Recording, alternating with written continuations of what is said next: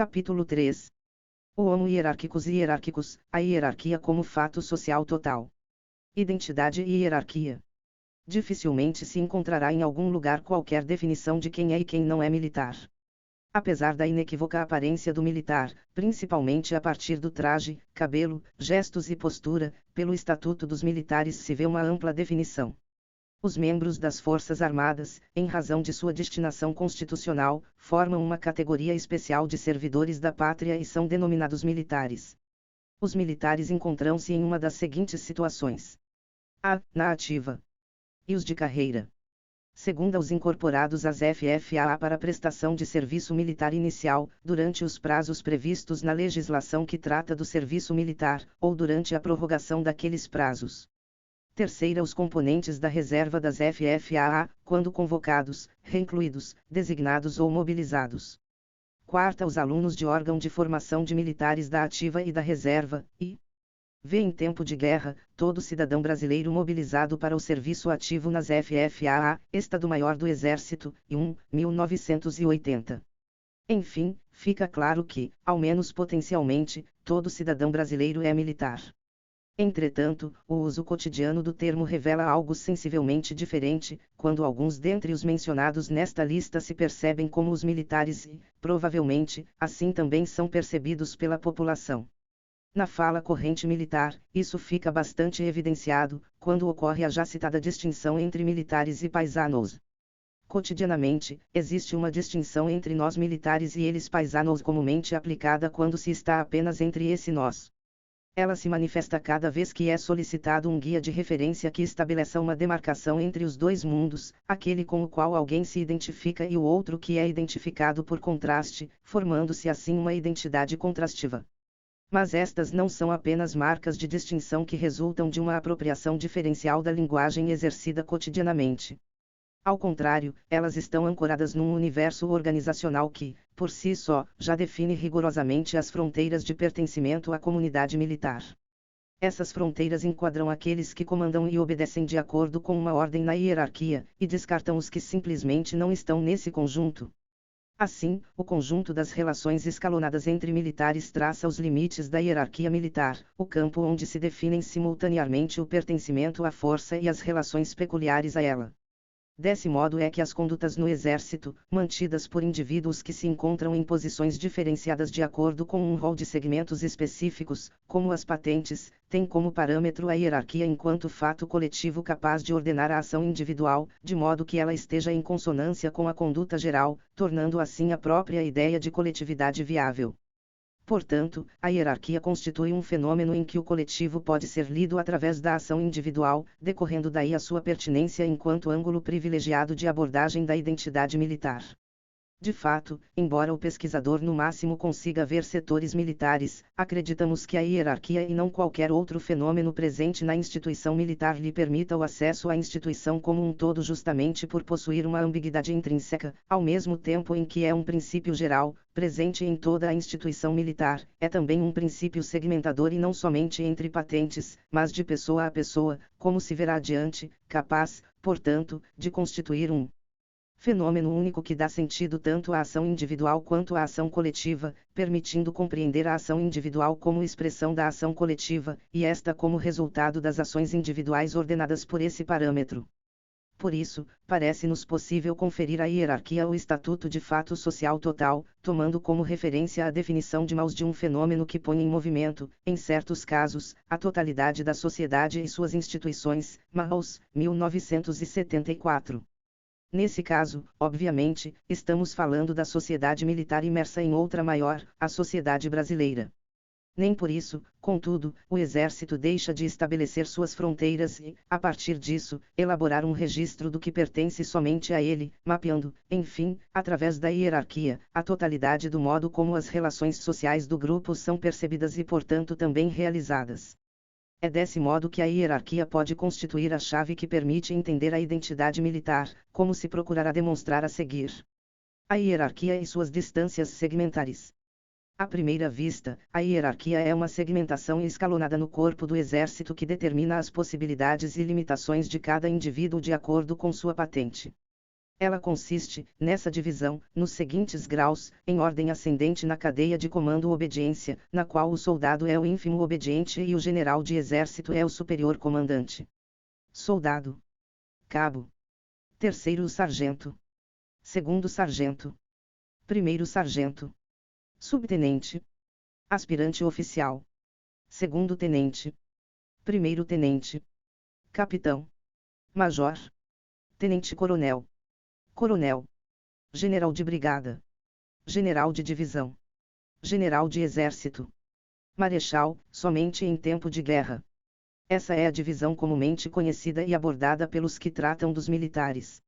Dentro dessa escala, porém, há uma segunda divisão, que diz respeito aos chamados círculos hierárquicos. Art. 15 Círculos hierárquicos são o âmbito de convivência entre os militares da mesma categoria e têm a finalidade de desenvolver o espírito de camaradagem, em ambiente de estima e confiança, sem prejuízo do respeito mútuo. Estado-Maior do Exército, em 1980. Esses círculos assim se dispõem: Círculo de Oficiais. Círculo de Oficiais Generais. Marechal. General de Exército. General de Divisão. General de Brigada. Círculo de Oficiais Superiores. Coronel. Tenente-Coronel. Major. Círculo de Oficiais Intermediários. Capitão. Círculo de Oficiais Subalternos. Primeiro Tenente. Segundo Tenente. Círculo de Praças. Círculo de Suboficiais, Subtenentes e Sargentos. Subtenente. Primeiro Sargento. Segundo Sargento. Terceiro Sargento. Círculo de Cabos e Soldados. Cabo e Taifeiro-Mor. Soldado e taifeiro de primeira classe. Soldado recruta e taifeiro de segunda classe. Círculo de Praças Especiais. Frequentam o Círculo de Oficiais Subalternos. Aspirante a oficial. Excepcionalmente ou em reuniões sociais tem acesso ao Círculo dos Oficiais. Cadete, aluno da Academia Militar. Aluno da Escola Preparatória de Cadetes do Exército. Aluno de órgão de formação da Reserva. Excepcionalmente ou em reuniões sociais tem acesso ao Círculo de Suboficiais, Subtenentes e Sargentos. Aluno da Escola ou Centro de Formação de Sargentos. Frequentam o Círculo de Cabos e Soldados. Aluno de órgão de formação de Praças da Reserva. Fonte: Estatuto dos Militares, e 1. Esses círculos não representam apenas uma predisposição estatutária, eles realmente são incorporados a fundo na conduta militar. Nota-se uma divisão por círculos no ambiente de trabalho, salas, refeitório, banheiros e, às vezes, como ocorre na ESMI, andares inteiros vão se restringindo a determinadas ocupações, próprias de certas posições, formando cenários distintos. Isso também se vê em formações, onde as patentes formam blocos separados e organizados conforme suas distinções próprias, e em exercícios, nos quais a execução de tarefas ocorre também de formas distintas, o que implica um arranjo espacialmente diferenciado entre elas. Nesse sentido, já na academia militar essas formas de comportamento são claramente evidenciadas. A própria separação física mantém um relacionamento mais militar, mantendo mais a hierarquia, sabe? Porque a gente não se encontra num ambiente de apartamento, que aproxima muito, que dá muita afinidade, e que tira um pouco da seriedade. Cadete, Aman, Apud Castro, 1990.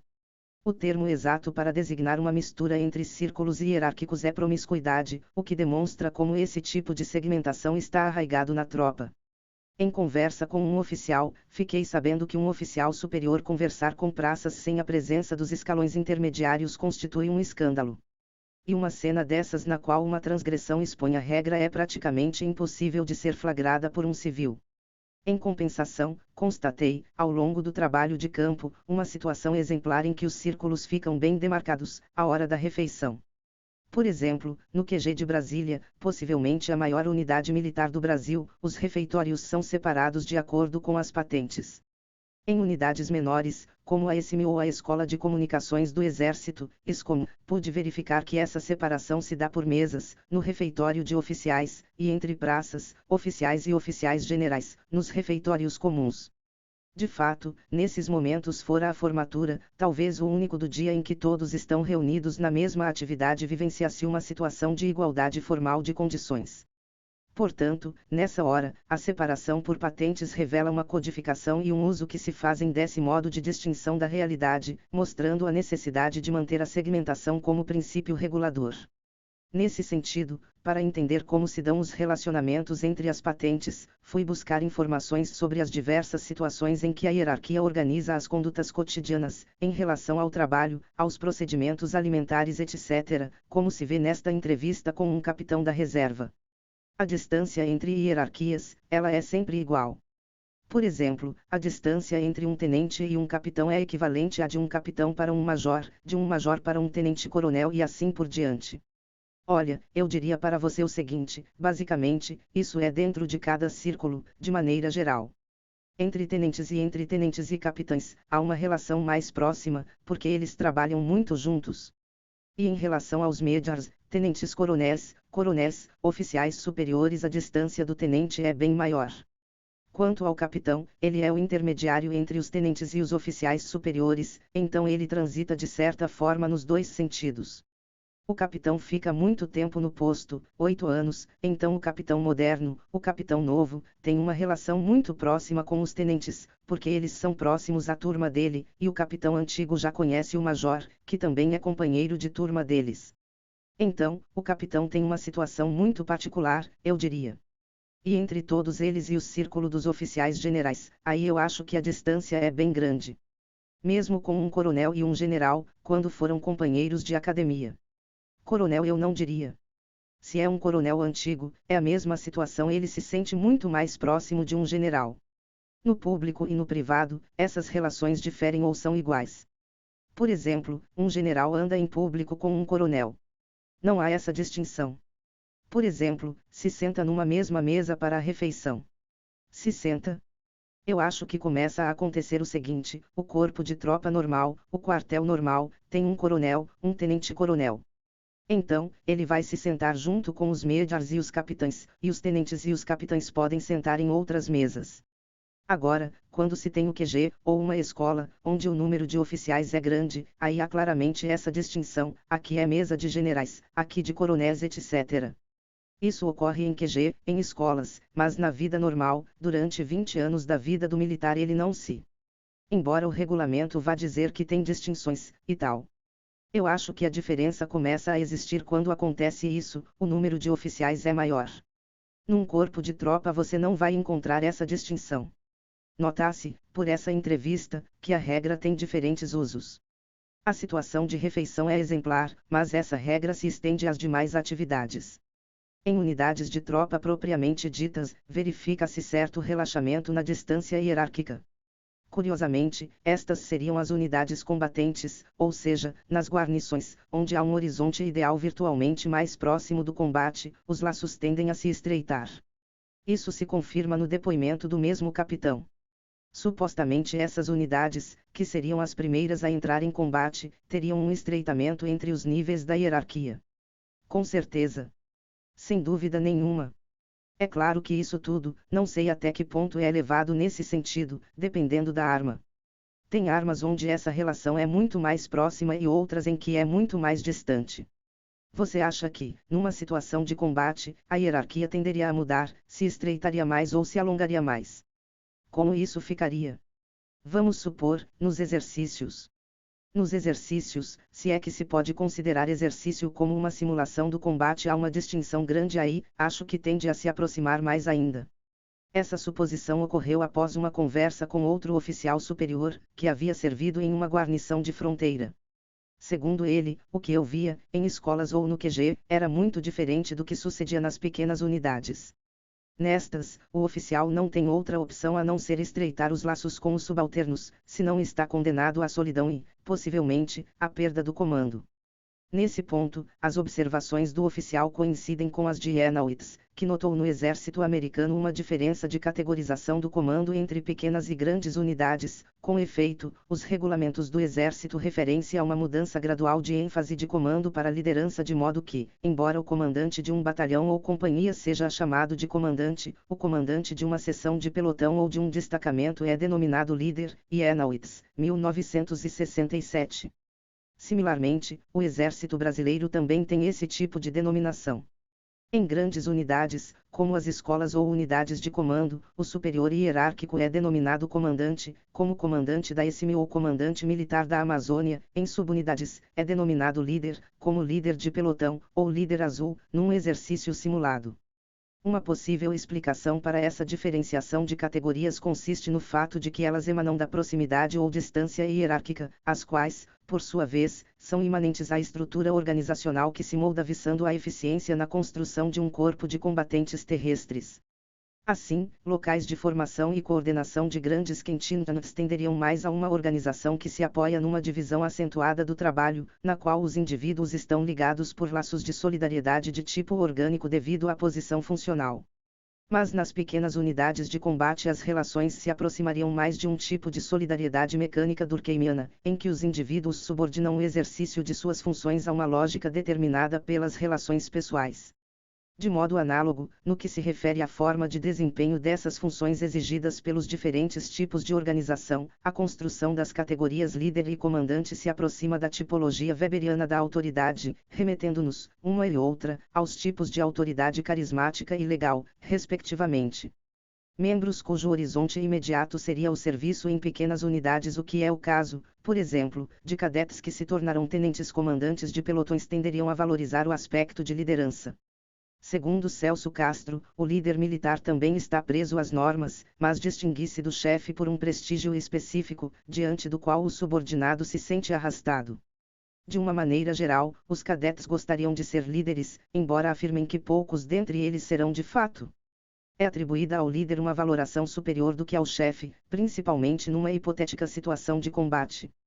Para os cadetes, os líderes são aqueles oficiais que despertam confiança. Castro, 1990. De outro lado, membros da corporação em cujo horizonte mais próximo está o serviço em grandes unidades, portanto unidades onde se exerce a função de comandante, como aqueles que vão para o Estado-Maior, mudam o critério de valoração, conforme é sugerido neste depoimento. E há alguma gíria que define o círculo de amizades. Tem uma gíria que é o peixe, se você é o peixe de alguém. Você fala, aquele capitão lá, será que ele vai conseguir ir para algum lugar? Ah! Ele é peixe do general. Ou então o contrário, se diz que ele foi peixado pelo fulano. E alguém indesejável, tem alguma categoria que o defina. Vamos imaginar que você tenha conhecido alguém que tenha passado por algum lugar. Então você está numa situação outra, quer formar uma equipe, por algum motivo, você lembrará dele e, você simplesmente vai deixar ele de lado. Continuando essa história dessas escolas, você passa, vai ver o que você deixou nesse caminho. Que marca ficou em você, se competente ou se incompetente. Este termo é muito usado lá, competente ou incompetente, inclusive de baixo para cima. Tenente fala, o capitão é um incompetente. Capitão R/2. A ideia de ir para algum lugar, vinda de um capitão, como era o caso, pressupõe que seja um outro lugar que não o pelotão ou companhia que ele lidera. São lugares que possibilitam o acesso justamente a comandos, grandes unidades, QGS. Nesse sentido, prevalece o critério da competência, que basicamente vai se disseminar nos cursos, nas especializações, ou seja, nos caminhos que levam à escalada aos postos superiores da hierarquia. Desse modo, o reconhecimento nos postos superiores leva a outro caminho, mais impessoal, fundado em instrumentos de legitimação coletiva e institucional, como se pode ver a seguir. Como se sabe quem é quem no exército? Tenho a sensação de que todo mundo se conhece lá dentro. Eu acho que sim. Você conheceu muito QG, escola. As pessoas que estão nas escolas e no QG não mudam muito, elas vão e voltam. Porque as pessoas têm curso de Estado Maior, então dentro daquela pirâmide, já é uma elite, são privilegiados. O caso da ESM, o caso de Brasília, são considerados filet mignon, então são casos muito específicos. Agora, como é que as pessoas formaram um certo bloco, não sei se é isso que você está me colocando. Acho que tem a ver com uma série de coisas. Eu tenho uma certa dificuldade em dizer que inferência elas têm no seu próprio círculo. Mas como que um coronel é conhecido dos tenentes, dos capitães, dentro da arma dele? Ele pode ser conhecido se ele for instrutor deles na AMAN. Acho que esta é a primeira referência. E a segunda é se no corpo de tropa eles trabalharam juntos. Aí, ele era desse jeito ou daquele, e criou-se alguma coisa em torno dele. Mas se for desconhecido, Se é um coronel, por exemplo, conta se tem Estado-Maior, ou não tem. Se tem Estado-Maior, tem mais status. Existem outros critérios, principalmente nas armas combatentes. Se o oficial é possuidor de alguns cursos, isso também tende a ser relevante no seu reconhecimento. Que cursos seriam estes, os valorizados? Se esse oficial tem curso de paraquedismo, forças especiais, comandos. Principalmente os tenentes de armas combatentes, infantaria e cavalaria, eles tendem a valorizar isto. Se porventura se perceber que este oficial é muito condecorado, isto também pode servir como uma referência importante. Muito condecorado, deve ser alguém primeiro de turma, ou alguém que serviu no exterior, capitão R/2. A liderança cessa assim a sua existência nos postos inferiores da hierarquia, estes que conferem a seus ocupantes uma condição de comando justamente nas pequenas unidades. Aparentemente, pelo que pude constatar, ela cessa nos cadetes que, logo que passam a tenentes, adquirem a perspectiva de subir na hierarquia e comandar. De um ponto de vista virtual da cadeia comando-obediência, portanto, as grandes e pequenas unidades existem em função da gradação hierárquica. Pequenas unidades são comandadas por inferiores líderes e grandes unidades por superiores comandantes. Sob esse prisma, grandes e pequenas unidades são também fruto da segmentação hierárquica. Logicamente, também os cadetes sabem o que é um comando, tendo, inclusive, na AMAN, seu comandante. Sua conduta, contudo, é estabelecida através da configuração estruturada pela liderança. Então, o critério de competência, embora exista, está num horizonte mais distante do que outros calcados em relações de ordem pessoal, e outros critérios são utilizados para se retratar o ideal militar. Na guerra, você vai e não sabe, muitas vezes, quando volta, ou se vai voltar com vida, ou faltando um braço ou uma perna. Então, quando você fala vamos, para um soldado, talvez ele não vá. Porque, o que vai impelir aquele homem a ir com você? Uma punição. Quer punição maior que uma perna amputada ou a morte? O que você vai fazer? Vai dar pancada no soldado. Aí é que ele não vai mesmo, ou então ele vai atirar em você. Vai gritar com ele. Vai fazer o quê? Porque ele vai te seguir. Ele vai te seguir pelo teu exemplo, se ele tem confiança em você, se ele sente que você conhece a profissão, se ele sente que você tem preparo físico. Então tudo se resume na parte do exemplo. Ele, o soldado, não acredita tanto nas coisas quanto nós.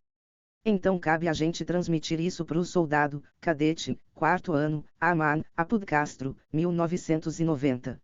O tipo de relação ideal calcado na relação interpessoal vai desaparecendo aos poucos quando se avança na hierarquia.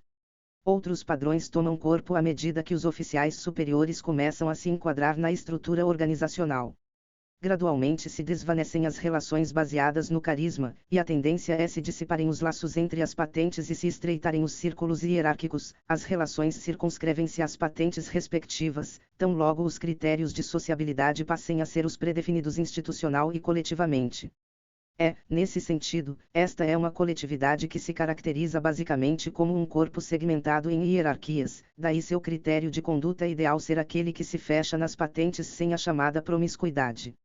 O estreitamento hierárquico das pequenas unidades faz parte, assim, de um ciclo que envolve a hierarquia como um todo. Ele aparece numa parte da cadeia comando-obediência, mas fica restrito a uma cadeia de unidades que são subcomandos, pelotões e companhias, separando até um determinado ponto os padrões de conduta que diferenciam liderança e comando, mantendo no entanto subordinados e superiores hierárquicos na mesma cadeia disciplinar. Nesse cenário, a hierarquia se desdobra em faces pouco conhecidas por um civil, as quais ele só pode visualizar caso tenha contato com grandes unidades. Indivíduo e hierarquia. Nos escassos trabalhos que abordam o problema da hierarquia para explicar algo relacionado com a conduta militar, geralmente se utiliza a forma de pirâmide. Stultz, 1994, Carvalho, 1977, Stepan, 1975, em diagramas, tabelas e quadros que servem de paradigma para o conjunto de explicações que se quer dar. Pouco se atenta, porém, para o fato de que, na filigrana desse recorte, se encontram elementos importantíssimos para os militares, capazes até de mudar os rumos tomados pela conduta dos indivíduos na corporação.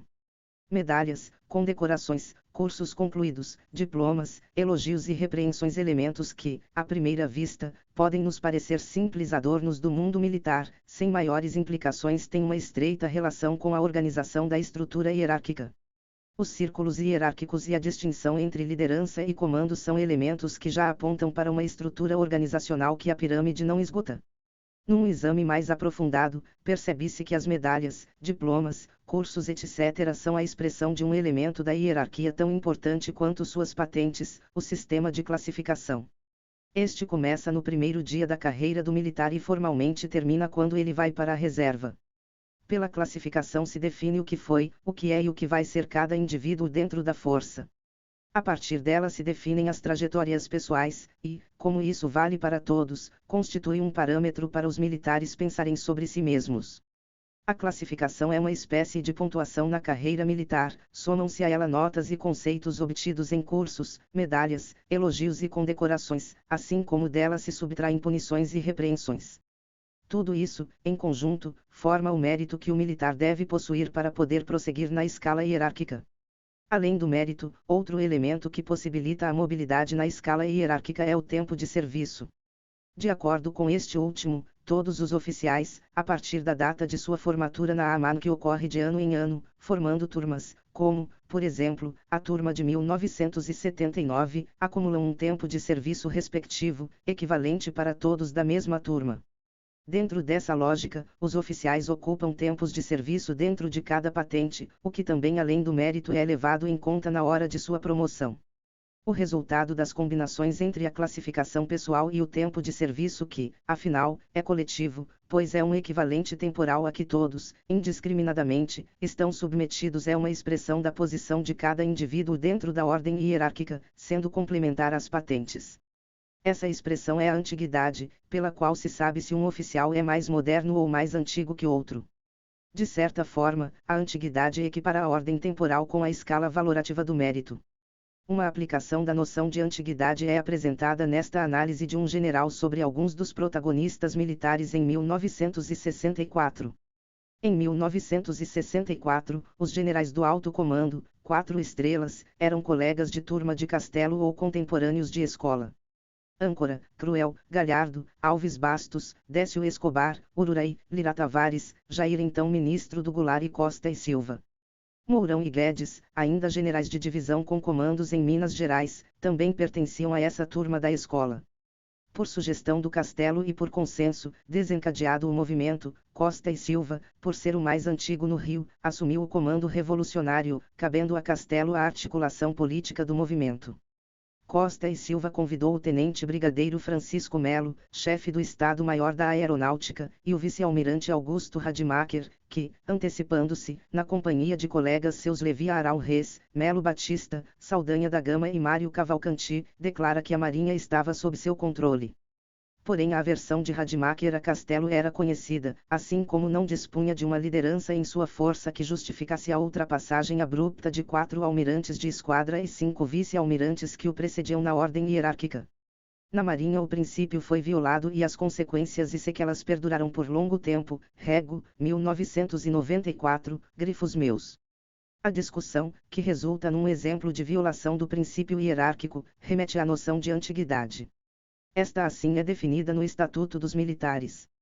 Art. 17. A precedência entre militares da ativa do mesmo grau hierárquico, ou correspondente, é assegurada pela antiguidade no posto ou graduação, salvo nos casos de precedência funcional estabelecida em lei. Primeiro, a antiguidade em cada posto ou graduação é contada a partir da data da assinatura do ato da respectiva promoção, nomeação, declaração ou incorporação, salvo quando estiver taxativamente fixada outra data. Segundo, no caso do parágrafo anterior, havendo empate, a antiguidade será estabelecida a. Entre militares do mesmo corpo, quadro, arma ou serviço, pela posição nas respectivas escalas numéricas ou registros existentes em cada força.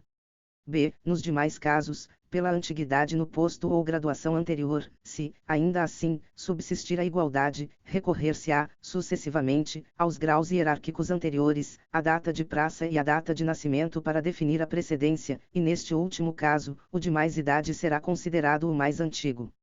c. Na existência de mais de uma data de praça, inclusive de outra força singular, prevalece a antiguidade do militar que tiver maior tempo de efetivo serviço na praça anterior ou nas praças anteriores, e d. Entre os alunos de um mesmo órgão de formação de militares, de acordo com o regulamento do respectivo órgão, se não estiverem especificamente enquadrados nas letras A, B e C. Terceiro, em igualdade de posto ou graduação, os militares da ativa têm precedência sobre os da inatividade. Quarto, em igualdade de posto ou de graduação, a precedência entre os militares de carreira na ativa e os da reserva, remunerada ou não, que estejam convocados, é definida pelo tempo efetivo de serviço no posto ou graduação, Estado-Maior do Exército, em 1980. Antiguidade não é, assim, um conceito que se refere a uma ordem temporal, embora sua denominação remeta a uma temporalidade. Tal conceito é justamente uma categoria que substancializa a ordem de classificação, combinando-a com o ano de formatura nas escolas e com a patente que o indivíduo ocupa. Todos, sem exceção, ocupam um lugar respectivo na escala de antiguidade. Essa posição é definida por uma ordem numérica, na qual cada um da mesma arma tem um número na escala de sua turma, e esta dentro da patente correspondente. Assim, por exemplo, aos Medjars 16, 17, 18.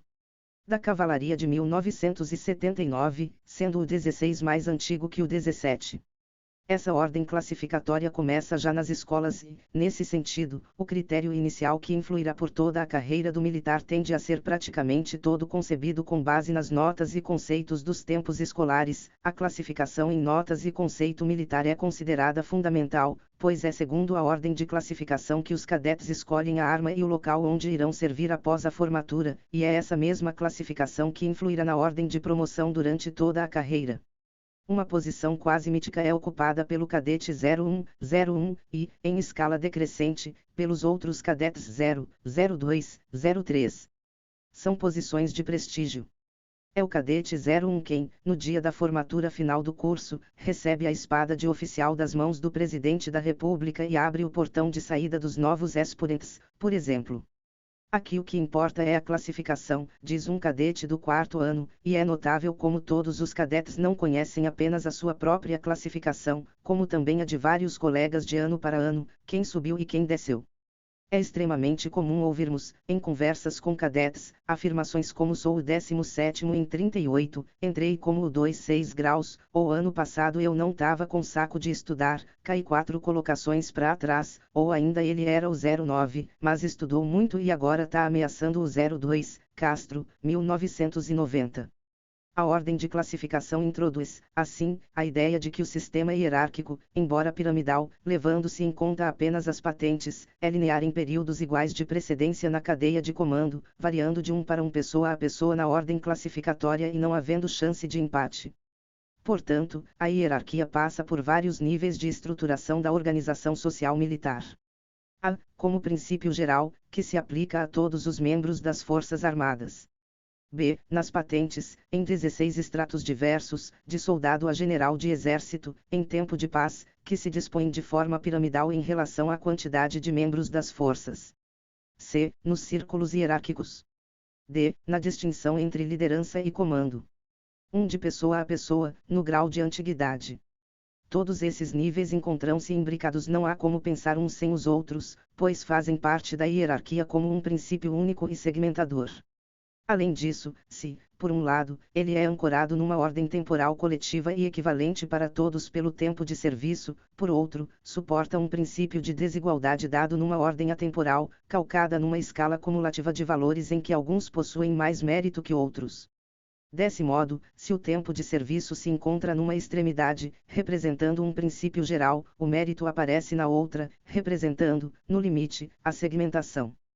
Consequentemente, isso cria um sistema no qual é possível se estabelecer uma dupla leitura da ordem hierárquica, mesmo que o último ou mais moderno dos Medjars seja superior ao primeiro ou mais antigo dos capitães, este certamente gozará de mais prestígio que aquele. Assim, se, por um lado, a cadeia de comando é realizada nesta ordem tradicional, por outro, o prestígio dos primeiros colocados permite que estes virtualmente sejam vistos como superiores dentro do sistema de competição.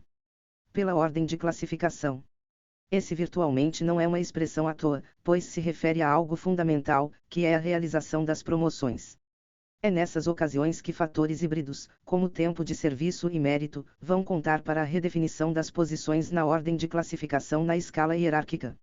A cada promoção, os lugares são redefinidos, podendo-se romper aí, finalmente, com o princípio do tempo de serviço, através dos critérios de mobilidade da classificação, como mostra este depoimento.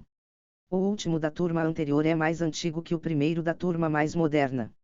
Até que este primeiro da turma, quando chegar a promoção a major, não sei ainda, ele pode até ser promovido na mesma época, é o que se chama dar carona, ele vai dar carona naquele de trás, da turma anterior, mas que a classificação não é tão boa.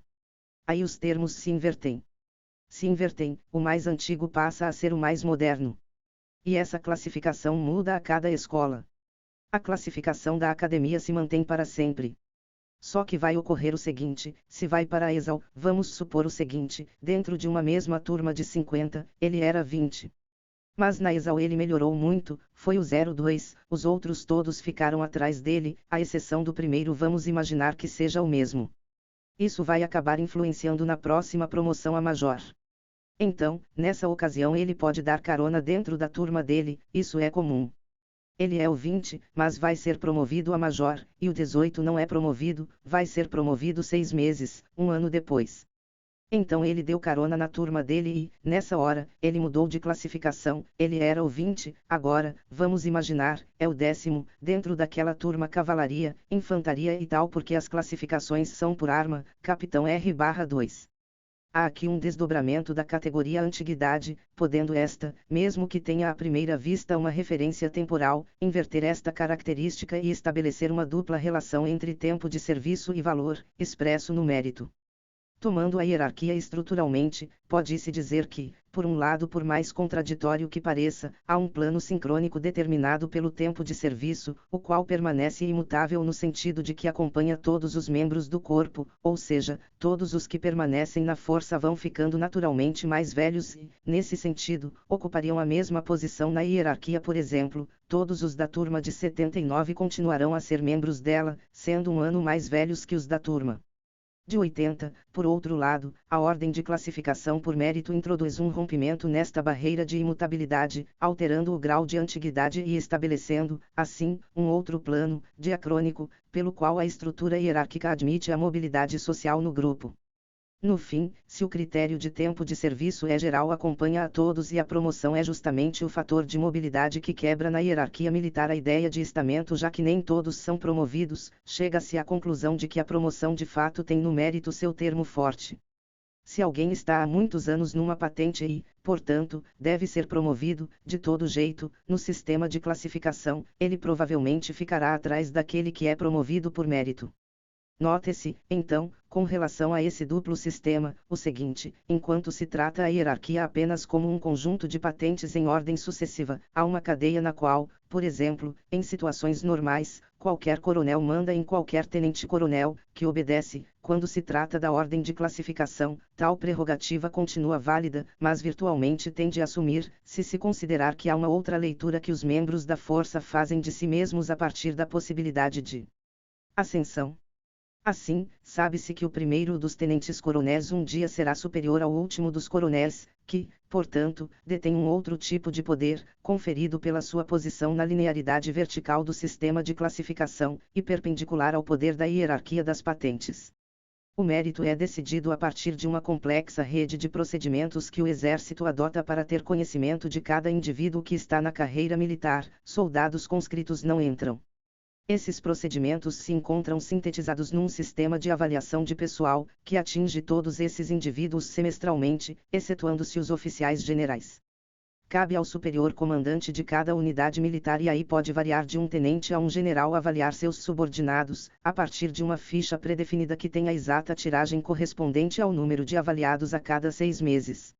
Essa ficha, pessoal e confidencial, deve ser preenchida pelo punho do próprio comandante e posteriormente enviada para Brasília, onde os dados são devidamente computados e arquivados de modo estatístico pelo Departamento Geral de Pessoal, DGP. Seu conteúdo é baseado em 3 partes. A primeira consiste em 60 proposições que devem ter uma nota correspondente 0, 0, 2,5, 2,5, 5, 5, 7,5, 7,5 e 10, 10. São elas: 1. Dá conhecimento do cumprimento de uma missão a quem lhe atribuiu. 2. Trabalha criteriosamente, independentemente de fiscalização ou chefia. 3. Possui boa redação. 4. Utilizar-se de métodos de trabalho que simplificam o desempenho de sua função. 5. Tornar-se irritadiço quando submetido a esforços intelectuais continuados. 6. Trata os subordinados com respeito e bondade. 7. Promove a união entre os companheiros. 8. Mantém porte e atitudes coerentes com os padrões militares. 9. Exige do subordinado o cumprimento das normas regulamentares. 10. Limita-se ao cumprimento de ordens. 11. Sacrifica horários de descanso e lazer em benefício do grupo. 12. Preparar-se para possíveis perguntas e dúvidas de seus chefes e subordinados. 13. Recupera-se rapidamente de uma jornada de trabalho extenuante. 14. Percebendo a necessidade de ação imediata, não espera ordem para tal. 15. Omite-se perante dificuldades de companheiros. 16. Deixa a critério dos subordinados as condições de cumprimento de uma tarefa. 17. É prolixo na exposição de suas ideias. 18. Apresenta baixos resultados no teste de aptidão física. 19. É impaciente. 20. Age com serenidade. 21. Esmorece ante dificuldades. 22. Descuida-se quanto às normas de segurança. 23. Os dados e informações afetos às suas atribuições estão acessíveis a uma consulta imediata.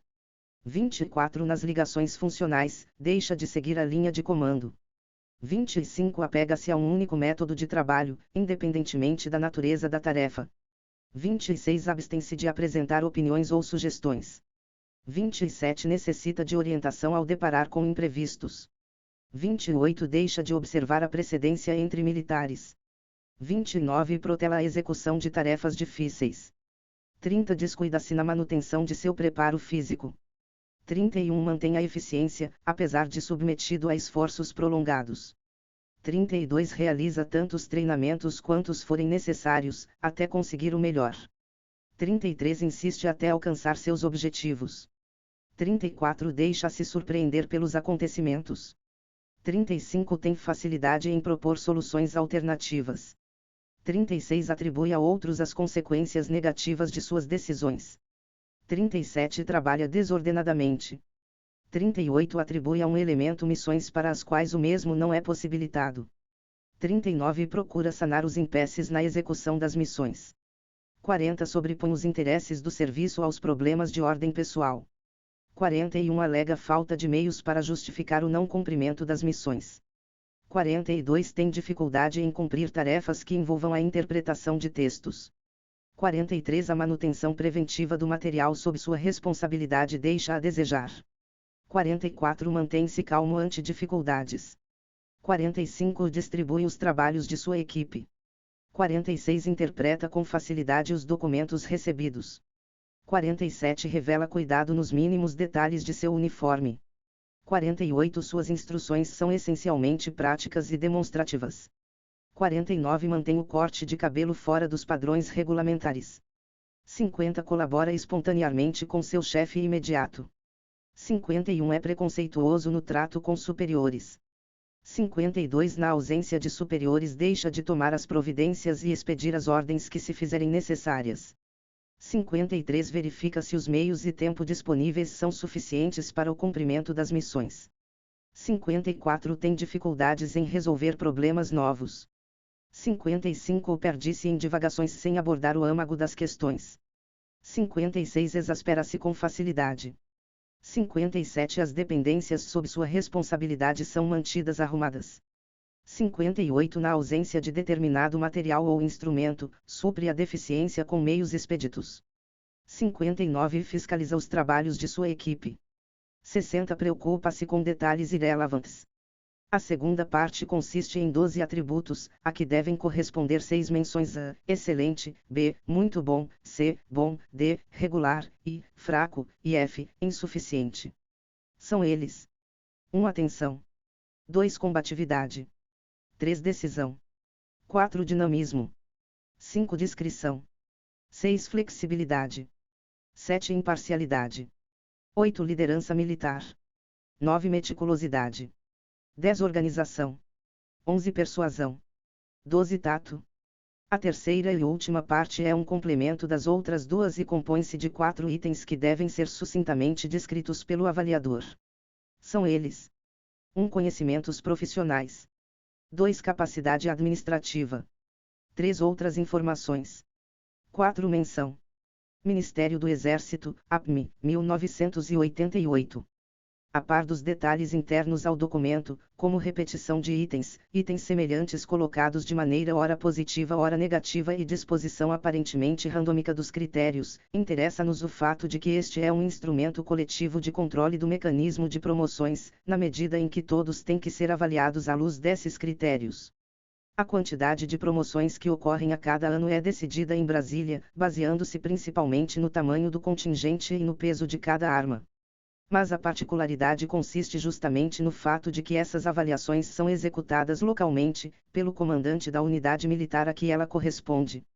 Ora, em outros termos, isso quer dizer que, em última instância, a promoção é decidida também localmente e, portanto, a cadeia de comando, quando trata desse mecanismo virtual de instituição de desigualdades formais entre os elementos da força à decisão do mérito, não é um eixo linear e homogêneo. Se assim fosse, com base na classificação, em tal eixo, 1 a 1, os integrantes da coletividade, igualmente de acordo com sua antiguidade, teriam uma cota de poder decisório que lhes seria própria. Entretanto, como vimos, o sistema admite que se formem instâncias locais de decisão, ou seja, círculos de aproximação em unidades militares entre um comandante e seus comandados. Isso quer dizer que, dessa maneira, as relações pessoais se reproduzem na hora da decisão do mérito. Talvez uma grande evidência disso seja o fato de que todos os critérios se baseiam inteiramente na experiência que o comandante tem com seus subordinados e, portanto, na sua avaliação subjetiva, fato previsto nas instruções como instrumento legítimo de avaliação coletiva, já que a ficha é o veículo de realização desse processo. De toda maneira, não se trata de pensar que o mérito emana apenas de critérios subjetivos, emocionais ou qualquer coisa do gênero. Mesmo em se tratando de relações que dependem do comandante, não se pode esquecer que a proximidade que as outras pessoas têm com ele depende, em muito, da proximidade hierárquica. Nesse processo, formam-se várias cadeias de proximidade até se chegar à decisão final de preenchimento de uma ficha, em que cada círculo de relações pessoais também determinado hierarquicamente constitui uma parte do circuito. Portanto, o que há é um sistema híbrido, no qual hierarquia e relação pessoal se fundem, o que, tomado coletivamente, assume a forma de uma cadeia clânica de relações pessoais permeada pelo critério hierárquico de classificação, como se tratasse de linhagens associadas livremente, e não pelo nascimento ou por vontade divina, como ocorre em sociedades onde esse tipo de estrutura constitui o cerne da organização grupal. Concretamente, o resultado dessa dinâmica aparece na formação de círculos de amizade e influência, geralmente determinados a partir do momento em que um aluno sai de uma escola militar com a classificação inicial e escolhe a primeira instância local de serviço, onde se formarão suas primeiras relações pessoais fora da escola, num ambiente geralmente menor que esta, e no qual os laços interpessoais tendem a se estreitar. Nesse sentido, se olharmos para algumas biografias de militares que chegaram ao generalato e que, portanto, permaneceram muito tempo na força, transitando por muitos lugares, veremos frequentemente uma repetição de nomes com quem ou para quem cada um deles trabalhou ou assessorou, tal como se pode constatar em muitos depoimentos. Em diálogo mantido com um importante general da reserva, chamou minha atenção o modo como ele resgatou na memória o processo ao longo do qual se produziu um estreitamento de relações com Castelo Branco que o levou a ocupar sucessivos cargos importantes até o governo Geisel. Bom, terminei o curso ESME e fui para Belém. Foi meu primeiro contato com o general Castelo. Cheguei lá, majorzinho, e ele tinha sido comandante da ESME, tinha um orgulho dela, era apaixonado pela Escola de Estado-Maior. Nessa época, ele era general de divisão, comandante militar da Amazônia, em Belém, depois é que foi para Manaus. Bem, cheguei lá, me apresentei, e tal. Tudo formal, o Castelo, uma cadeira ao lado dele, ele fazendo perguntas. Me pergunta, por que é que o senhor veio para cá? Eu digo, general, eu servi aqui em 55. Fui de uma comissão militar de estudos sobre a Amazônia, viajei muito, conheci bastante, tenho mais de 50 horas de voo. E achei, depois de tirar o curso de Estado-Maior, que era uma resposta, uma contribuição que podia dar à Amazônia, já agora com curso, já com algum esclarecimento que obtive no curso. Não podia ir nem para o Rio de Janeiro nem para São Paulo, pois minha classificação não dá para isso, mas podia ir para o Mato Grosso, para o Rio Grande do Sul. Mas vim para cá, voluntário. E ele, que tal a escola? Ah, gostei muito. Aí que foi meu azar e minha sorte, pois ele perguntou e os polígrafos, que eram as apostilas da escola. Em 3 anos, era todo o meu material. Ora, aquilo são documentos de trabalho que nos avaliam numa situação militar. São questões que temos que ir decidindo numa situação militar. Quer dizer, é uma técnica para habituar o aluno a raciocinar, e através desse raciocínio aprender a doutrina de ataque, doutrina de defesa, doutrina de emprego de blindados, etc. Quer dizer, estes são os exercícios práticos que, através da mecânica que o instrutor cria aquela documentação, o aluno vai incorporando aos conhecimentos e informações. Aquilo é um faz de conta. Disse, então, sobre os polígrafos, joguei fora. Como? Jogou fora. Joguei, general. Porque eu acho o seguinte: o curso da escola tem 2 propostas. Uma é ensinar o método de raciocínio. Uma técnica para abordar problemas, saber decompor problemas, abordar os diferentes fatores de decisão, o terreno, o inimigo, a missão, os meios que dispomos. Então, esta técnica e método, através de uma enorme quantidade de exercícios, é que a escola propõe que a gente incorpore. Isso é uma maneira de pensar. Segundo, eu imagino, é que a escola deseja que, através desse trabalho todo, apreendamos os princípios internos: economia de forças, segurança, iniciativa, e por aí afora. Isso é o que a escola pretende, através dessa papelada toda, que se incorpore. Quando a gente incorpora, não precisa mais dessa papelada toda. Eu acho que incorporei, por isso joguei fora, general. Ele não achou graça, e disse: o que é que o senhor está lendo? Aí foi minha salvação. Eu tinha comprado um livro, A Defesa Nacional, de um simpósio que houve na cidade de Nancy, na França, com civis, militares, todos abordando o problema de defesa nacional. Muito interessante. Ainda tenho guardado esse livro, até hoje fazenda quase 40 anos, porque foi a minha salvação. Ele disse: eu não conheço. Me traga este livro amanhã. O livro estava inteiro marcado, e tal viajei de navio, marquei o livro. Daí pra frente, dei outro, e no final do estágio em Belém o Castelo me convidou para ser assistente secretário dele, e assim fui amigo dele toda a vida. General R/1 Rego, 1994. Esse não é um processo que ocorre aleatoriamente, o que qualquer indivíduo com visão da coletividade como esse general pode perceber. De certa maneira, a instância local de decisão das promoções é uma saída institucional e coletivamente legitimada para a formação de círculos de amizade e influência. A contrapartida concreta da formação desses círculos de amizade e influência é que, de acordo com o sistema de classificação, esses círculos tendem a levar em conta a antiguidade de seus membros. Não é à toa que as pessoas com quem mantive contato eram, coincidentemente, quase todas pertencentes ao círculo dos 0. De certa maneira, isto é visto a partir da formação de lugares de prestígio dentro da instituição, basicamente QGS e escolas. Obviamente, não se trata de pensar que esses lugares têm prestígio por si. Um extenso mecanismo de indicações, relações pessoais e nomeações acaba por estabelecer uma rede de sociabilidade que confere a certos locais um determinado status, ligado, por sua vez, ao status de quem o frequenta. É possível até que isso perdure, passando hereditariamente pelo círculo de relações afins ou mesmo de consanguinidade, constituindo o que pode ser entendido como uma tradição ligada a esses locais. Essa dinâmica, a princípio, foi por mim detectada a partir de fatos de domínio público, como a existência, em 64, de grupos como os castelistas. Sua averiguação na organização social do grupo, porém, deveria ocorrer mediante contato com alguém de fora desses grupos, pois, caso contrário, explicações como a do mencionado general sempre encontrariam no acaso a razão capaz de justificar tais processos. Afinal, seria demais querer que um membro bem-sucedido da corporação explicasse sua trajetória a partir das regras de sociabilidade grupal. Foi um diálogo que mantive com um oficial da reserva e de patente inferior que me apontou para essa dinâmica.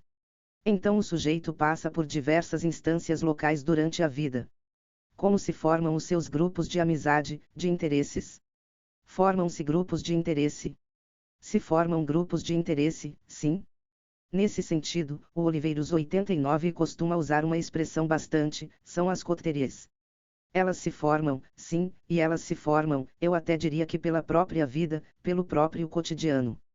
Por exemplo, é muito comum, se você for numa escola fazer um inventário, de 10 anos, 20 anos, os oficiais que trabalharam naquela escola, Academia Militar, ESAL, SMI, CPOR, QGS, as idas e vindas de oficiais é algo impressionante.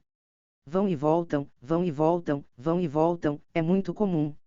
Por quê? Porque você sai, você sugere o nome de alguém.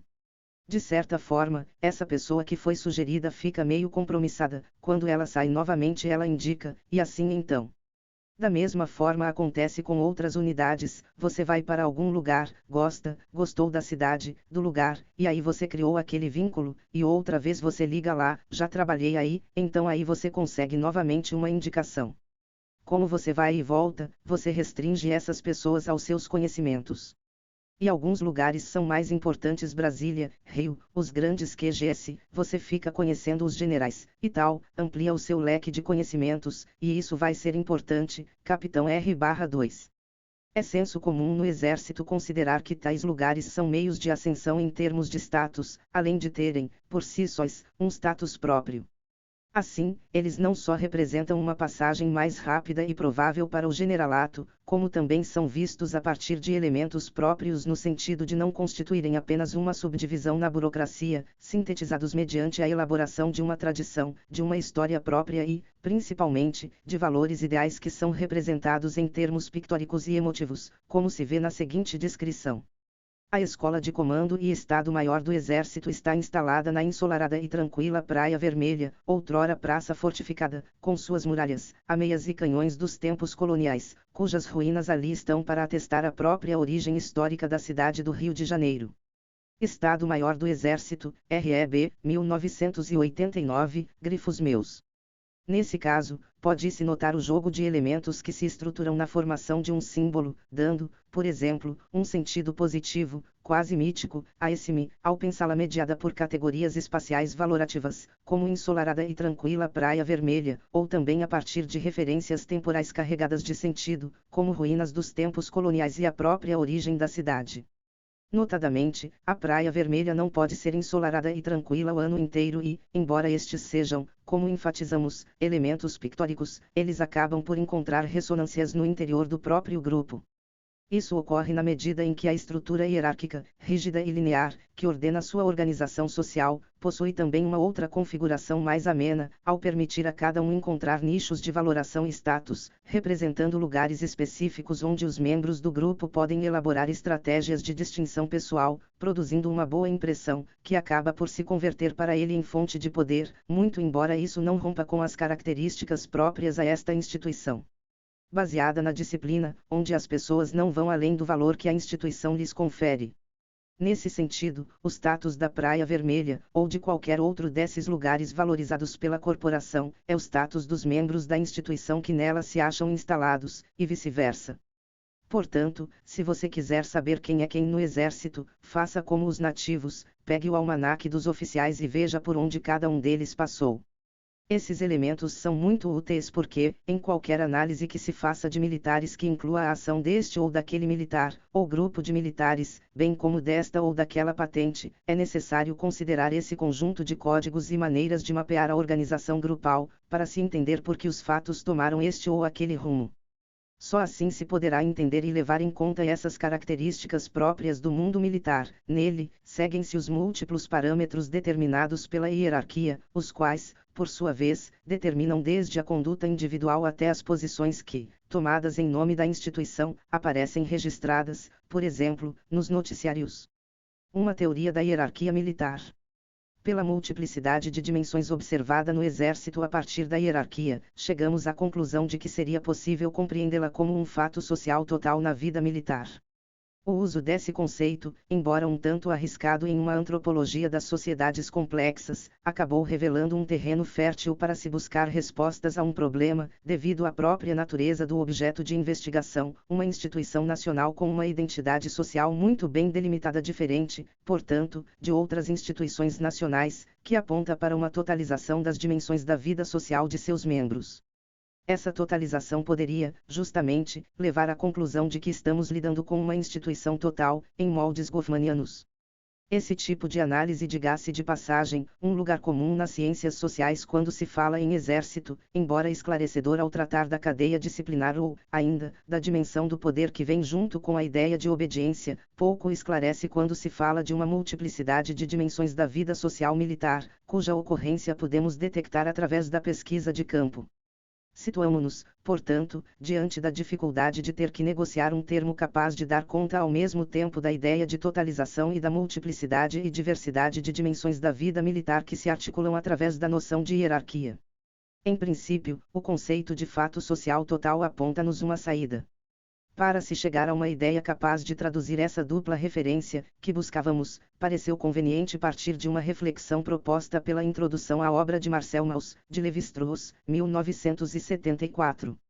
Em uma passagem do texto, ele delineia sua leitura de fato social a partir de um elemento genético na constituição desta problemática, a relação sujeito-objeto.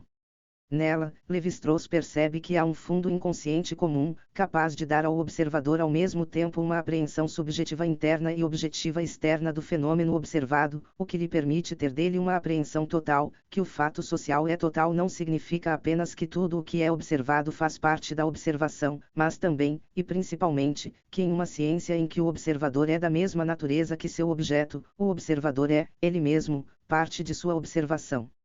Para compreender convenientemente um fato social, é preciso apreendê-lo totalmente, isto é, de fora, como uma coisa, mas como uma coisa da qual, entretanto, é parte integrante a apreensão subjetiva, consciente e inconsciente, que conseguimos se, inelutavelmente homens, vivêssemos o fato como indígenas em vez de observá-lo como etnógrafos. Lévi-Strauss, 1974, grifos do autor.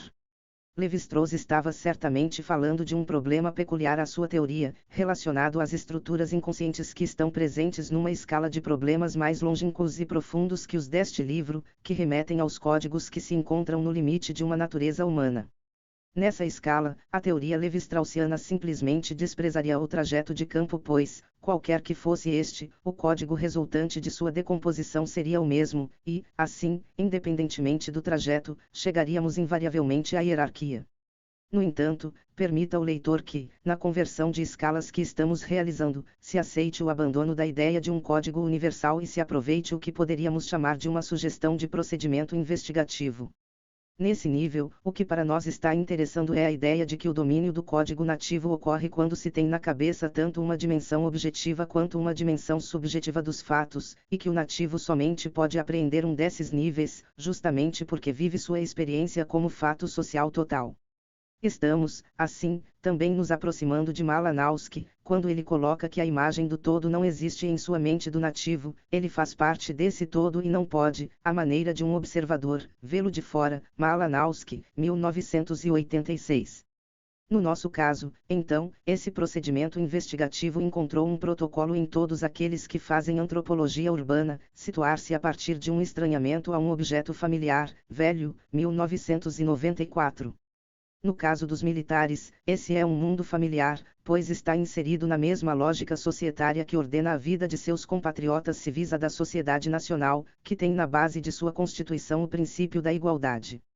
Um mundo estranho, porém, pois, no processo de construção de sua identidade, o grupo estabelece um tipo de rompimento com os paisanos, que os transforma em outro, o que inclui o pesquisador.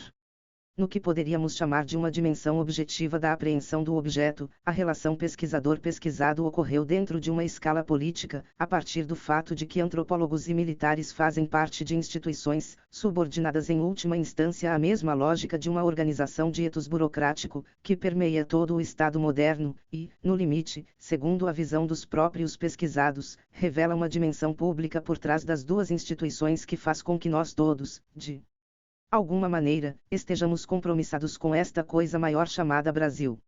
Se, no entanto, como já foi demonstrado, o jogo de identidades contrastivas é primordial para a definição e delimitação desse objeto, Castro, 1990, militares, é possível começar a pensar na dimensão de sua apreensão subjetiva também a partir de uma característica específica à sua realidade, que pode ser compreendida a partir de uma situação de contato, em que o outro aqui representado pelo pesquisador, ao se inserir de alguma forma na corporação, acaba por evidenciar do interior dela os contrastes que sua identidade produz. Inserida numa situação que se configurava como política, e em que a lógica das representações militares pretendia, teleologicamente, se impor como auto-evidente, dada a natureza doutrinária do saber que se encontra na sua base e que, portanto, se insinua também definição de sua forma de conceber a política naquele contexto, a pesquisa poderia, assim, cair numa armadilha, permanecer apenas na chamada dimensão objetiva dos fatos, levando o pesquisador a cair num erro semelhante àquele cometido por Mauss, que é apontado por Lévi-Strauss, um curioso aspecto da argumentação seguida no ensaio sobre a dádiva colocar-nos-á na pista da dificuldade. Mauss aparece aí, com razão, dominado por uma certeza de ordem lógica, de que a troca é o denominador comum de um grande número de atividades sociais aparentemente heterogêneas entre si. Mas, tal troca, ele não chega a vê-la nos fatos. A observação empírica não lhe fornece a troca, mas somente, como ele mesmo diz, três obrigações: dar, receber, retribuir. Toda teoria exige dessa forma a existência de uma estrutura, cuja experiência oferece apenas os fragmentos, os membros esparsos, ou antes, os elementos. Se a troca é necessária e ela não se verifica, é preciso então construí-la. Como? Aplicando aos corpos isolados, os únicos presentes, uma fonte de energia que opere sua síntese. Pode-se provar que nas coisas trocadas, existe uma virtude que força as dádivas a circularem, a serem dadas, a serem retribuídas. Mas é aqui que começa a dificuldade. Essa virtude existe objetivamente, como uma propriedade física dos bens trocados? Evidentemente, não. Isso seria permissível, já que os bens em questão não são somente objetos físicos, mas também dignidades, cargos, privilégios, cujo papel sociológico é entretanto o mesmo dos bens materiais. É preciso, pois, que a virtude seja concebida subjetivamente, mas então encontramo-nos diante de uma alternativa, ou esta virtude não é outra coisa além do próprio ato da troca, tal como o pensamento indígena o representa, e encontramo-nos fechados num círculo, ou ela é de uma natureza diferente e, em relação a ela, o ato de troca torna-se, pois, um fenômeno secundário. Lévi-Strauss, 1974. Dentro da dimensão política envolvida em nossa pesquisa, estaríamos sujeitos a permanecer numa condição semelhante à de Mauss, diante da descoberta empírica das três obrigações. O nível das representações, que se apresenta ao pesquisador, poderia aparecer como uma dimensão da vida social capaz de sintetizar genericamente os fatos, tudo aquilo que se quer fazer passar do universo militar para o pesquisador e, como doutrina, representaria uma ordem classificatória da realidade capaz de englobar a ação pela representação. Porque o pesquisador estaria, assim, numa situação semelhante à da descoberta das três obrigações. Porque na apreensão nativa dos fenômenos, vista como sua dimensão objetiva, discurso e verdade se fundem e, assim, formam um valor que é um fim em si mesmo no qual se explicita a autoimagem do que é ser militar, e que, precisamente, caberia ao pesquisador passar ao público como resultado do seu trabalho, para não correr o risco de difamar a corporação. Nessa perspectiva, qual seria então esse fenômeno, correspondente ao RAW na lógica da troca, pelo qual o nativo encontra uma explicação que dê conta da totalidade da sua sociedade? O pesquisador, conduzido ao ambiente militar, notaria nas características específicas que compõem as transações cotidianas militares a continência, a formação, o formalismo, o respeito, a rigidez corporal, o uniforme impecável, a barba sempre feita, o corte de cabelo, o tom da fala, o olhar, o andar retilíneo, aqueles elementos que, no seu conjunto, definem um soldado, um pelotão, uma companhia, um batalhão, um regimento e um exército como algo que está na base da autodefinição do que é obrigação de todos esses atos, ser disciplinado. O parâmetro nativo de comparação entre uma unidade ideal e uma não ideal se define nesse conjunto de práticas que caracterizam a disciplina. Esta foi a explicação que obtive sobre esse parâmetro, na correspondência que mantive com um oficial superior da ativa em 1994. Lendo a sua carta de 5 de outubro, vejo que você quer tratar a hierarquia como principal estruturadora da identidade militar. Eu tenho dúvidas se o seja. Creio que a sua irmã siamesa, a disciplina, é mais representativa da identidade militar. Certamente uma não vive sem a outra, mas creio que a hierarquia é o instrumento para se operacionalizar o que é o mais importante, que é a disciplina. Você tem como assinalar muitas organizações até maiores que o exército, porém julgo que será difícil encontrar uma organização que exija até o sacrifício da vida no cumprimento de uma ordem, o tal culto do herói. A hierarquia é um meio e a disciplina é o fim. Você não cumprirá nada somente com a hierarquia. O exército chinês até pouco tempo tinha abolido a hierarquia, porém, certamente, não aboliu a disciplina. Ficará sempre a dúvida, o que é decorrente do outro fator ou qual será a variável dependente. É um dado para você pensar. Creio que a hierarquia é a exteriorização da organização militar, mas a disciplina é o que faz a organização funcionar e seu maior símbolo. Nos discursos militares ou nas ordens do dia você ouvirá muito mais referências à disciplina que à hierarquia. Nunca ouvi ninguém dizer, como elogio, esta tropa é hierarquizada, mas ouvi muitas citações elogiosas a respeito da disciplina de uma tropa. Para que a disciplina, é a pergunta mais lógica a se fazer em contraponto à ideia de que a hierarquia é a variável dependente da organização militar, se considera que a hierarquia é o meio e a disciplina o fim. No limite, qualquer resposta possível a essa pergunta seria, ontologicamente, evasiva.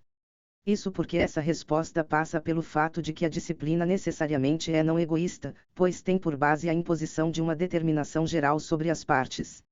Você tem como assinalar muitas organizações até maiores que o exército, porém julgo que será difícil encontrar uma organização que exija até o sacrifício da vida no cumprimento de uma ordem. A afirmação mostra o grau dessa determinação, em que o anonimato do poder disciplinar, característica já assinalada por Foucault, 1987, acaba levando a crer que a disciplina e os atributos a que ela remete, a continência, a formação, o formalismo, o respeito, a rigidez corporal, etc., são um fim em si mesmo.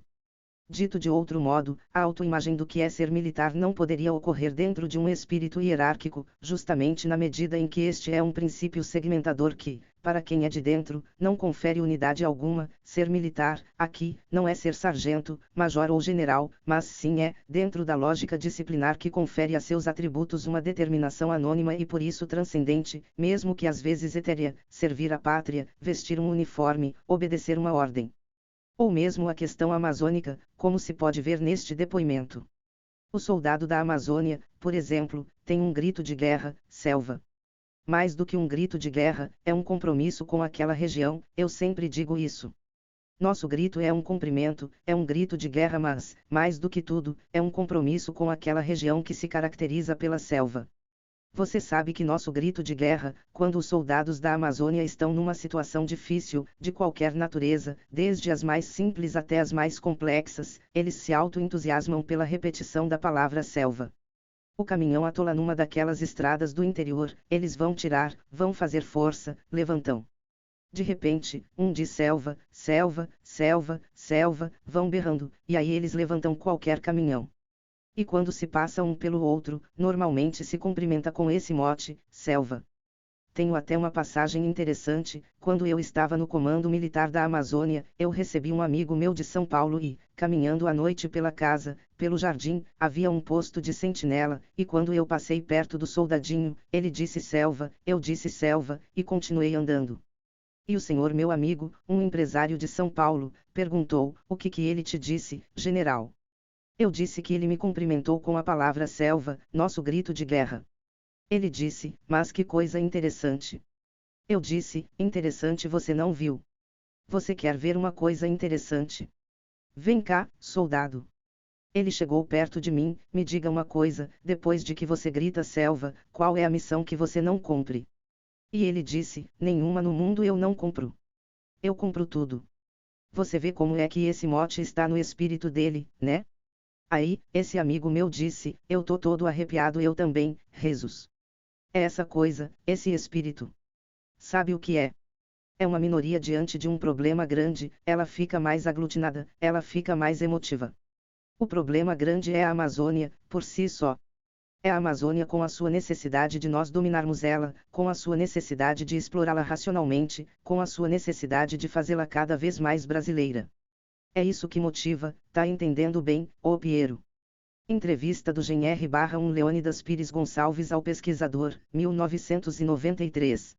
Seria fácil chegar à conclusão de que a questão amazônica é um substrato que o exército retira do contexto de negociação política a que esse tipo de questão está submetido para reforçar um sentimento de identidade que, pela lógica da disciplina, liga essa necessidade etérea de explorá-la ou fazê-la cada vez mais brasileira ao sentimento de pertencimento ao exército. Isso seria, porém, uma ligação quase que automática entre os símbolos que transitam pelas representações dos protagonistas e suas identidades. Não seria essa uma dimensão ideológica da construção da identidade grupal?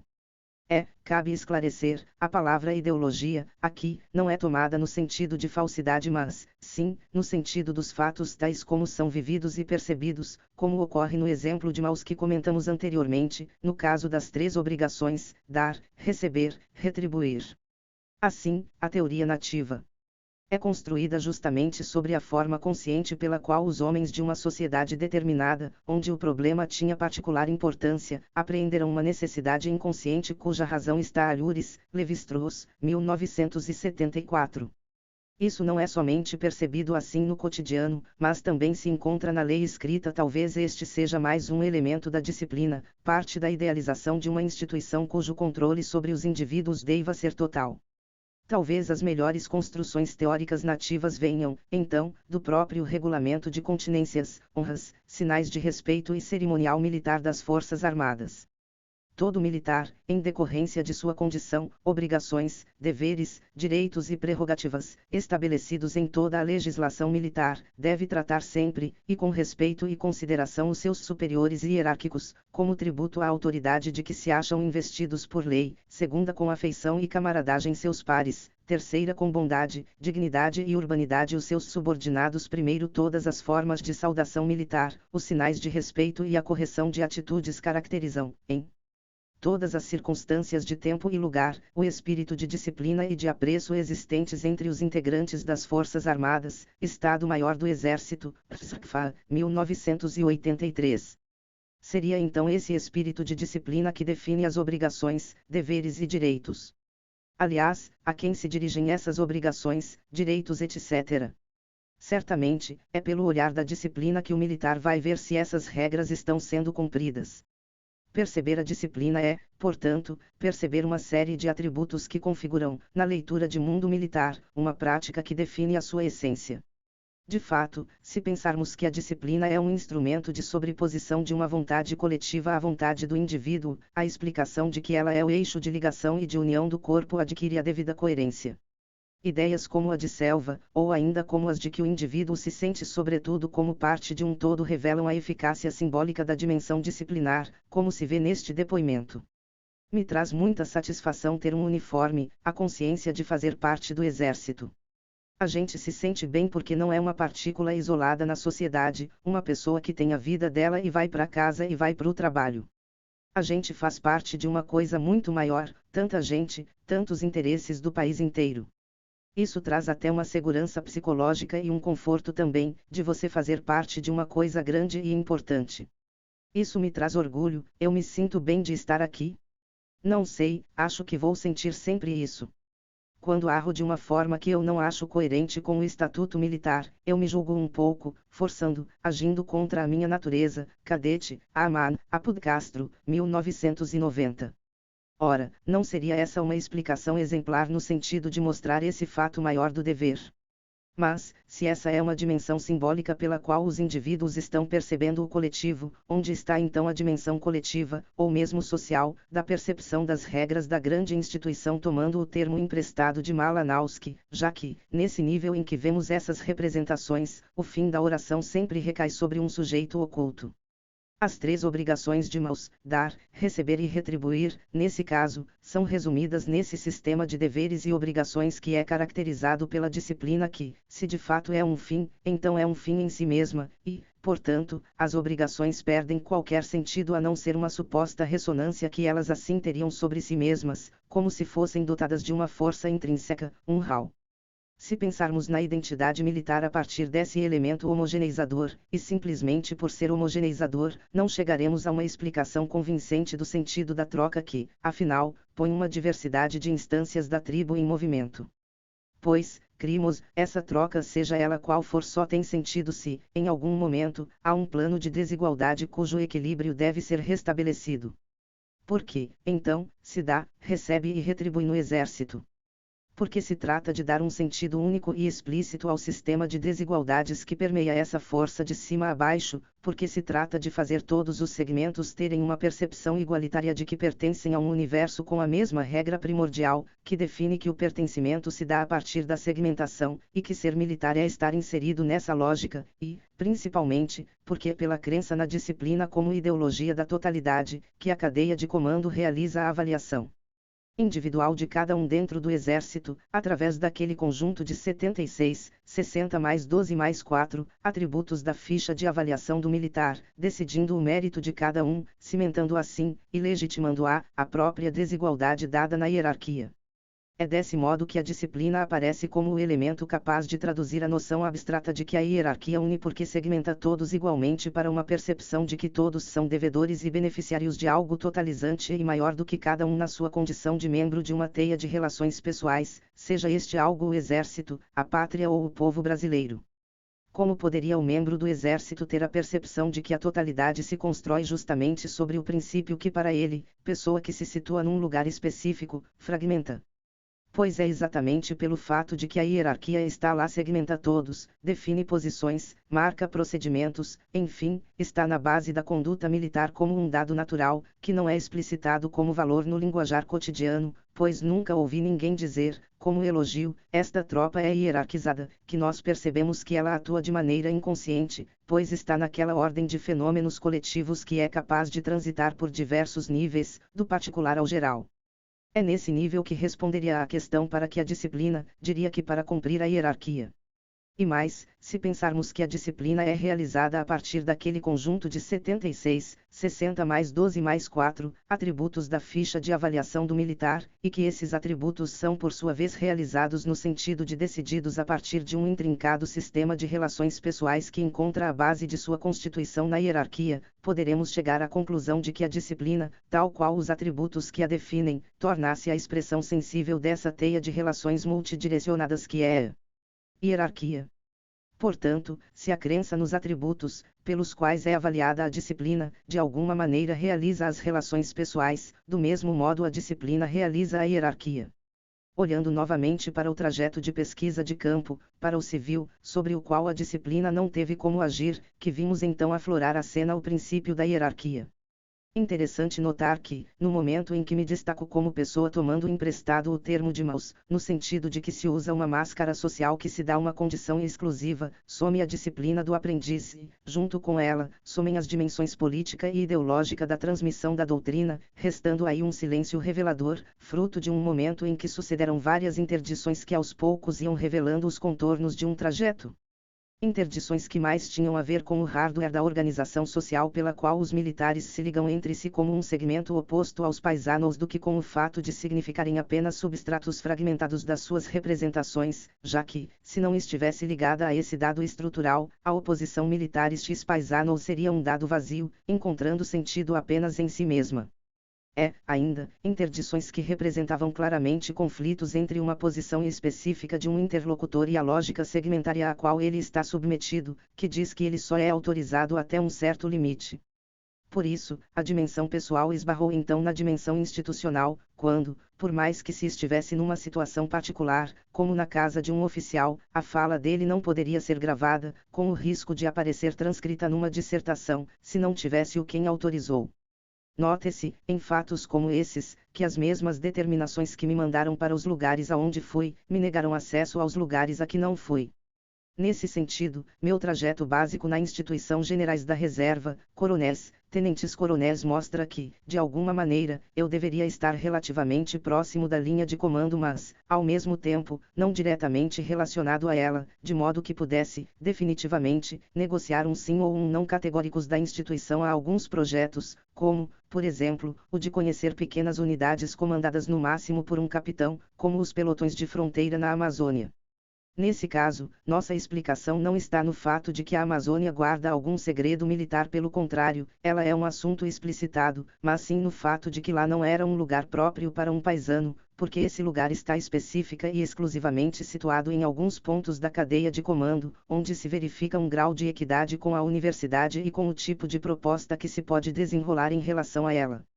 Ora, o mesmo acontece ou melhor, não acontece pela razão inversa quando, por exemplo, escolas públicas primárias vão conhecer o exército, vão para tiros de guerra, pequenos quartéis, batalhões etc., e têm suas crianças escoltadas por tenentes, conhecidos como relações públicas. A hierarquia fornece, assim, o código que diz o que é e o que não é apropriado para cada situação, embora o que seja traduzido para o plano das atitudes concretas seja o cumprimento de uma ordem e o fato de ser disciplinado. Por isso, o constrangimento na visita a uma unidade menor, na qual, no topo da escala, não se encontrava um general, foi suficiente para mostrar por onde o problema se delineava. Nesse sentido, o caminho inverso se traçou, enquanto a explicação interna para o que se passou só poderia ser, como vimos, pautada pela disciplina, pois havia um dilema entre se cumprir uma determinação institucional e se resolver uma situação pessoal. A explicação que emanou da relação entre pesquisador e pesquisado esbarrou nos limites da hierarquia que, na sua codificação própria, dizia haver uma incompatibilidade entre a minha posição e aquele segmento da corporação localizado naquela unidade. Talvez a presença de um outro tipo de civil, como um encanador, um arquiteto ou um pedreiro, tivesse simplesmente passado despercebida, não destoando daqueles atributos que fazem com que a rotina daquele local seja percebida como tal, isto é, como a rotina dos que vestem o uniforme, cumprem ordens, servem à pátria e são disciplinados. Não, porém, a presença do pesquisador. Fatos como esse remetem a dados da organização social militar, dados esses que recuperamos a partir da necessidade de se entender no plano da apreensão objetiva o que aconteceu na trajetória de campo. De um lado, estava sendo colocada uma dimensão interinstitucional para a pesquisa e, de outro, encontrava-me diante do fato concreto de que a trajetória me conduziu a lugares, pessoas e situações específicos. Tinha, então, duas dimensões conflitantes do exército, a geral ou institucional e a particular, concretizada em relações específicas. Na tentativa de conseguir explicar essas duas dimensões que, de fato, se manifestavam sinteticamente, a disciplina poderia surgir como fator que explicasse que as relações particulares eram determinadas institucionalmente, mas não explicava nem por que nem como elas eram determinadas. A hierarquia, sua irmã siamesa, deu estas respostas, na medida em que é um princípio segmentador, abarca tanto uma dimensão geral, dada pela natureza de um princípio, quanto a dimensão particular, dada pela própria segmentação. Mais ainda, foi possível perceber que a hierarquia atua em diversos níveis de segmentação, passando dos grandes estratos coletivos até o pessoal. Nessa medida, a hierarquia pode ser pensada como um parâmetro pelo qual condutas individuais e coletivas se imbricam. E é justamente a partir disso que se torna possível pensar na hierarquia como um fato social total, como um eixo que liga o geral ao particular e, principalmente, como parâmetro de leitura de um nível pelo outro. É nela, e a partir dela, que os militares elaboram suas respostas ao mundo externo, codificam o cosmos, enfim, constroem sua identidade. Foi a partir dela que se codificou o lugar desta pesquisa para o exército, a partir do lugar previamente definido onde essa força codifica a sua relação com a universidade, foi a partir dela que a instituição determinou que os CPEAs ou a ESME são os lugares restritos para o contato com as elites e, por conseguinte, foi lá que o pesquisador desembarcou. Nesse sentido, a hierarquia não é somente a matriz operacional da conduta militar, ela também acaba por ser o eixo da construção de uma visão de mundo conforme. Pode-se dizer, portanto, que a hierarquia opera a totalidade das dimensões da vida social militar. Como se viu naquele esboço de sociogênese do Capitão 2, a formação do exército vem da sociedade estamental, e a hierarquia, em certa medida, conserva sua estrutura. Além disso, o século XIX introduz o fator da mobilidade hierárquica para todos os seus membros de carreira, e, assim, a hierarquia não é apenas uma pirâmide de patentes, mas uma relação vertical que coloca cada indivíduo da força numa posição social. Desse modo, se, por um lado, a disciplina significa o controle coletivo sobre os indivíduos, a hierarquia é o próprio coletivo situado e situando os indivíduos. A partir disso, pude dar um passo à frente para entender o mundo militar. Olhar para a hierarquia significa olhar para um fenômeno capaz de traduzir um mapa desse mundo, entender uma conexão entre a fala e a conduta, entre o indivíduo e o grupo. Enfim, é possível se pensar, desse modo, que a identidade militar passa antes de tudo por uma lógica organizacional, fato que talvez não seja um atributo exclusivo do nosso homo hierárquicos mas que, crimos, não é uma condição sine qua non de construção de uma identidade social.